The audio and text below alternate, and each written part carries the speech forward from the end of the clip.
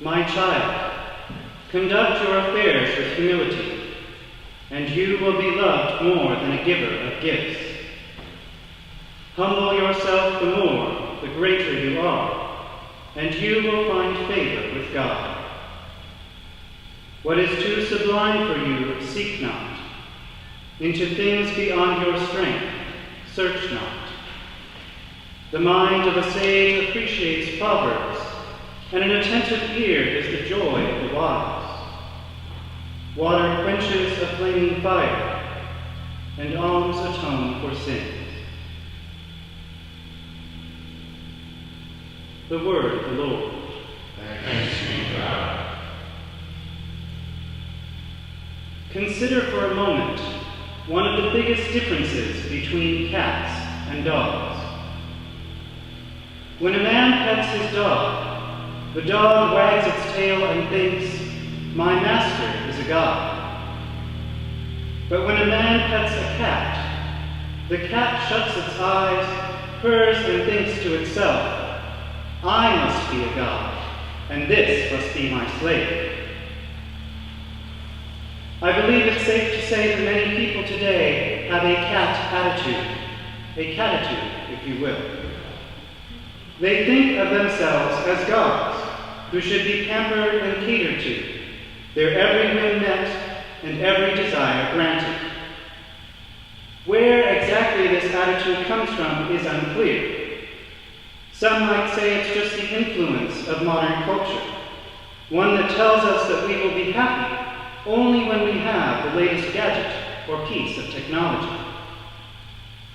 While I will agree that this is a contributing factor, the real problem is actually a result of pride. Pride is that one vice we can never quite get rid of. Even when we are trying to conduct our affairs with humility, as our reading admonishes us to do, pride rears its ugly head and undermines our efforts. As Dominicans, I think the place this is most likely to happen is in our studies. We have a tendency to read something or write a really good paper and suddenly think, now I'm an expert. Now everyone should listen to me. The truth is, as Father Augustine pointed out so eloquently the other day, we can never fully fathom the depths of God's mysteries. I can read art books for the rest of my life, but I will never be able to fully comprehend or describe God's beauty or perfection. Perhaps this is why Sirach tells his readers, "What is too sublime for you, seek not. Into things beyond your strength, search not." He wants us to keep in mind our limitations as mortal beings. He is exhorting us to humble ourselves, even in our study. This is not an easy task. Humility, Blessed Cardinal Newman said, is one of the most difficult of virtues both to attain and to ascertain.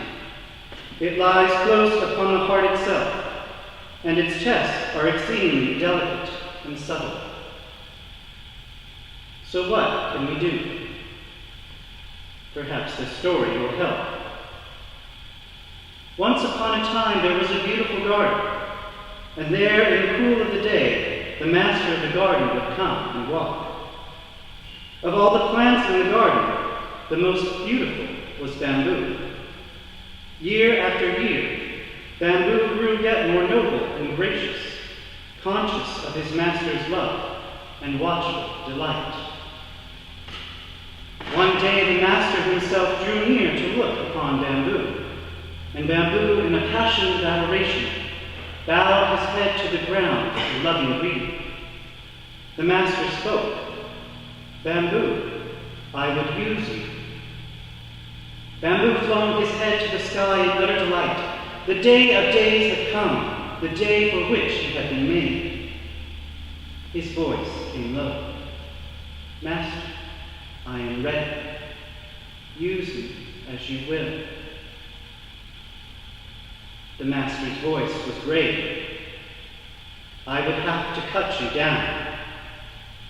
Bamboo shook and cried out, "Please, not that. Use me for your joy, use me for your glory, O Master, but do not cut me down." The Master's voice grew graver still.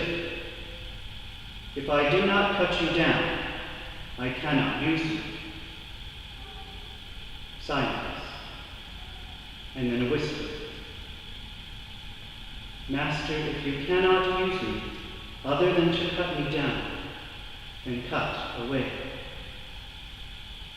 The Master responded, "I would yet cut off your leaves and branches and split you in two, for if I do not do so, I cannot use you." After a few moments, Bamboo bowed to the ground. "Master, I surrender. Do as you will." And so the master of the garden took Bamboo, cut him down, hacked off his branches, stripped off his leaves, and split him in two. And then lifting him gently, the master carried Bamboo to where there was a spring of fresh water. The master put one end of the broken bamboo in the spring, and the other end into the water channel in his field. The clear, sparkling waters raced down the channel of Bamboo's torn body into the waiting fields. Then the rice was planted, and the days went by, and the shoots grew, and the harvest came. And in that day, Bamboo, once so glorious in his stately beauty, was yet more glorious in his humility.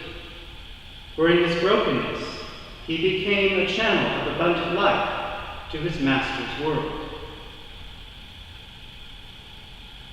As Christians, all of us are called to do the same. If we are to find favor with God and truly do his will, we must surrender and bend low. We must heed the words of Sirach in today's reading and conduct our affairs with humility. And we must heed the words of our Holy Father Dominic as he approached death. "Have charity for one another," he said. "Guard humility. Make your treasure out of voluntary poverty."